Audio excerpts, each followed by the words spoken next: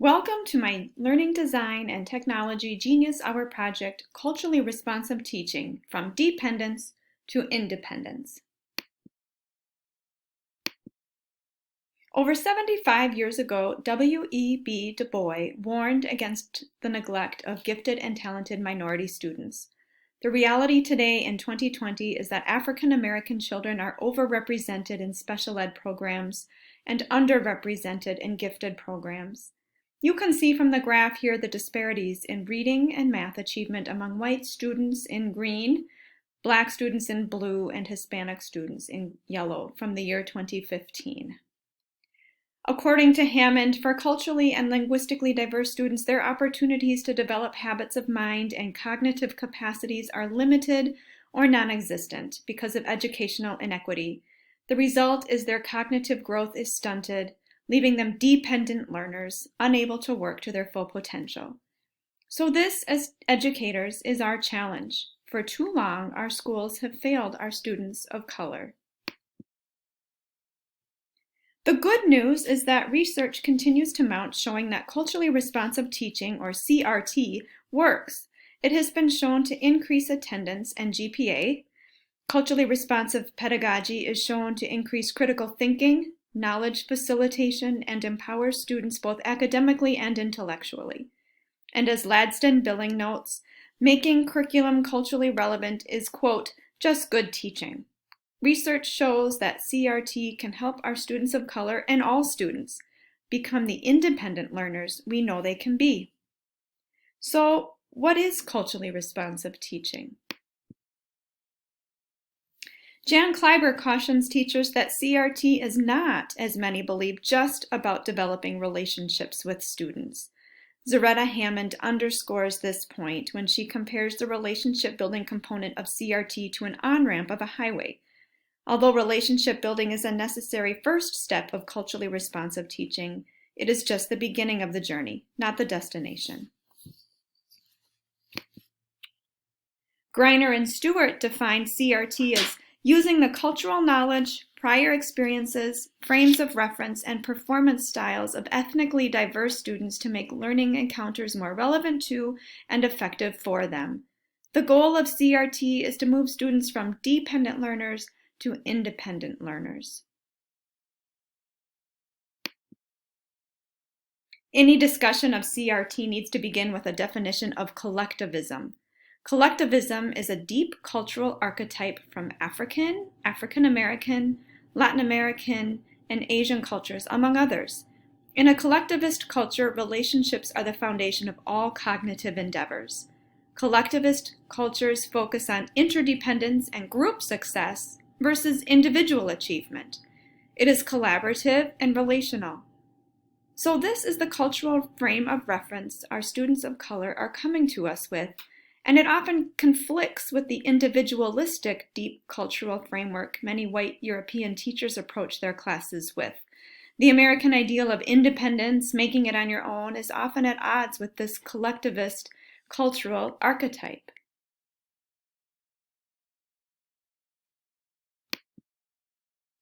So how do we take this knowledge of collectivism and harness it to help our students become independent learners? In a study conducted by Fernand Wu, it was found that each of the master teachers he interviewed all incorporated race in their classrooms. The teachers earn the respect of their students first by showing them respect.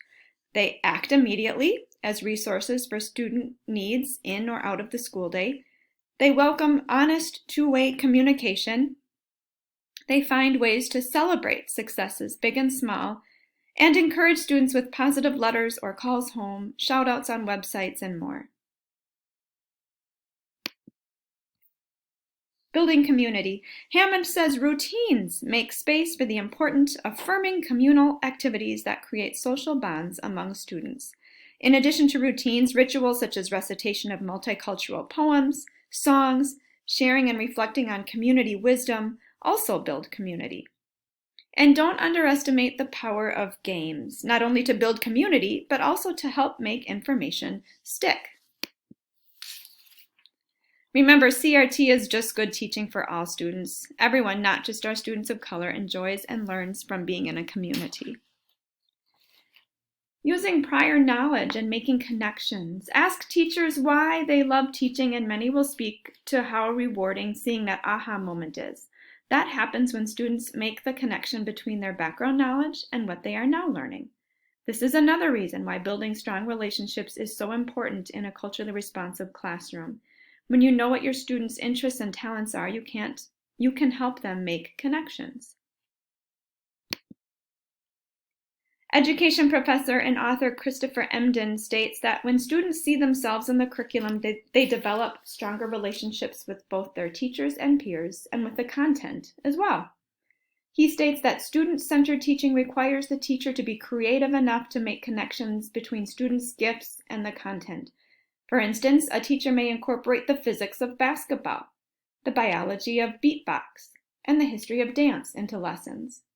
Middle school math teacher Sarfo Menza and his students co-created a math unit addressing the issue of police brutality in their Baltimore neighborhood, an issue of great concern to all of them. Another hallmark of a culturally responsive classroom is holding students to high expectations in a supportive way. According to both Hammond and psychologist Claude Steele, a predictor of student success is whether teachers, 1, maintain high expectations for all students, and 2, communicate their belief in the student's ability to achieve these expectations. To this end, Hammond encourages teachers to offer what she calls wise feedback by explicitly holding students to high standards, offering personal assurances to students that they are capable and can improve with effort, and finally offering specific, actionable steps to work on to meet these goals. She calls all of these things being a warm demander. And some final thoughts.